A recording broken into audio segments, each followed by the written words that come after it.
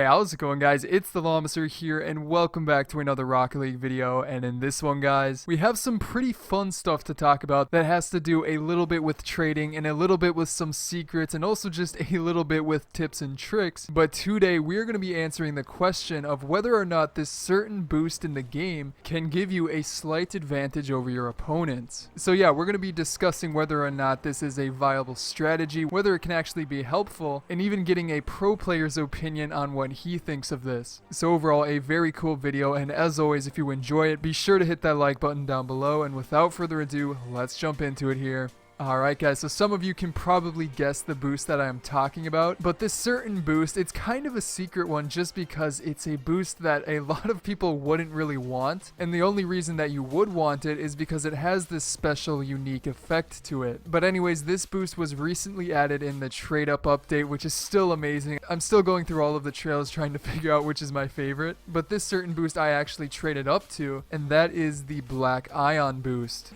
So yes, as you can see here guys, it is a very, very interesting boost that does not look like any other boost in the game. And the main reason for that is that it is practically invisible. Like, just looking at it right here, even being super close up, it's pretty hard to make out the details of it. Like, the only thing that is kind of slightly visible is the outer edges of the lines, but even then, that's not even that noticeable. And then when you turn the car around to look at the back of it, usually this is where it's super bright, you kind of get blinded and you can't even make out the engine. But with this one, it's practically clear and is the smallest like cone of boost I've ever seen. Now there's also some other black boosts that you can get in the game with this new trade up update, such as ones like the Black Sacred here and other ones like Black Flamethrower, stuff like that, but none of those are even close to this boost. Like, the only one that might have been even more invisible was the Black Sparkles boost, but that one you can't even get in the game. So this one is definitely the most invisible boost you can get. And with that being said, we have to ask the question here, can having an invisible boost give you an advantage in online matches? Now before I even show you examples of like using this boost, you might be wondering how could it be useful to have an invisible boost in the first place? Now I thought about it for a while, and there are basically three main things that this could be useful for, and overall they kind of fall in the same category, but basically have to do with hiding your boost so that your opponent doesn't know when you're boosting. Like, for example, with every other boost, you can basically always tell when somebody is boosting, when they might be out of boost, because all of the other boosts are perfectly noticeable. You know exactly when they're being used, so you've never really had to think about it in the past. Now with that being said, the first thing I think this would most be useful for, and is also one of the best examples here, is when you're going for an air dribble. And let's just jump into a replay of a private match I recorded and show you exactly what this looks like from both sides. So first of all, when you're performing the air dribble or just kind of driving around with this boost, it doesn't seem like it's that hidden just because you're so close up. You can see the trail coming right out of the car, and you may think that it's not really that helpful. However, once you switch to, say, like an opponent's view here, and I'm just kind of recreating it with the camera, you cannot see this boost being used at all. Like, maybe just slightly, but even when I'm watching this back, I cannot tell when I was using boost in this clip. Like, it's so transparent, it just blends into the background and doesn't give you any clues of when the car is actually moving faster or slower. So with that being said, it definitely gives the air dribble a very odd effect, like the car is just kind of floating with the ball and pushing it along. Now even when we move it to half the speed, you can kind of make it out a little more, but it also shows you just how much harder it is to kind of tell when the car is boosting. Maybe if they're going to try and bring it low or bring it to the top corner, it makes it a little bit harder, which I could definitely see being a slight advantage. Definitely not huge, but definitely something.